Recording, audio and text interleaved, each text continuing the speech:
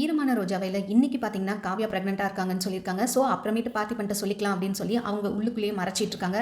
தூங்கி எழுந்திருக்கும்போது காவ்யாக்கு திடீர்னு உடம்பு சரியில்ல. ரொம்ப ஹை ஃபீவர் 102 டிகிரி செல்சியஸ் இருக்கு. சரி என்ன பண்ணுறதுன்னு தெரியலன்னு சொல்லிட்டு ஆன்லைன்ல டாக்டர்ட்ட கன்சல்ட் பண்ணி கேட்குறாங்க. அவங்க டேப்லெட்ஸ் குடுக்குறாங்க. பிரிஸ்கிரிப்ஷன வாட்ஸ்அப்ல அனுப்புறாங்க. அத பிரிண்ட் அவுட் எடுத்து காவ்யா வந்து நம்ம பார்த்திபன்ட்ட குடுத்து இத வாங்கிட்டு வாங்க மாத்திரை அப்படின்னு சொல்லும்போது, பார்த்திபன் ரொம்ப அவசரமா போறாரு. ஏன்னா சைட்ல ஒரு ஆள் வந்து மேல இருந்து கீழ விழுந்துட்டாருன்னு ரொம்ப அவசரமா பிரிஸ்கிரிப்ஷன வச்சுட்டு போயிட்டாரு. பார்த்திபனோட அம்மா வந்து பார்த்துட்டு பிரிஸ்கிரிப்ஷன பார்த்து வச்சுட்டு போயிட்டான்டா ஜீவா, நீ போய் காவ்யாக்கு இந்த மருந்து மாத்திரை வாங்கி குடு அப்படின்னு சொல்லி ஜீவாட்ட குடுக்குறாங்க. ஜீவா யோசிச்சுட்டே போய் மருந்து மாத்திரை வாங்கிட்டு வராரு. அவங்க அம்மாவை தேடி தேடி பார்க்குறாங்க. அவங்க அம்மாவை காணோம்னு சொன்னோடனே போய் காவ்யா ரூம்லேயே வச்சுட்டு வந்துடலாம்னு சொல்லிட்டு ஜீவா போய் வச்சுட்டு வரத அவங்க ஒய்ஃப் பிரியா பார்த்துடுறாங்க.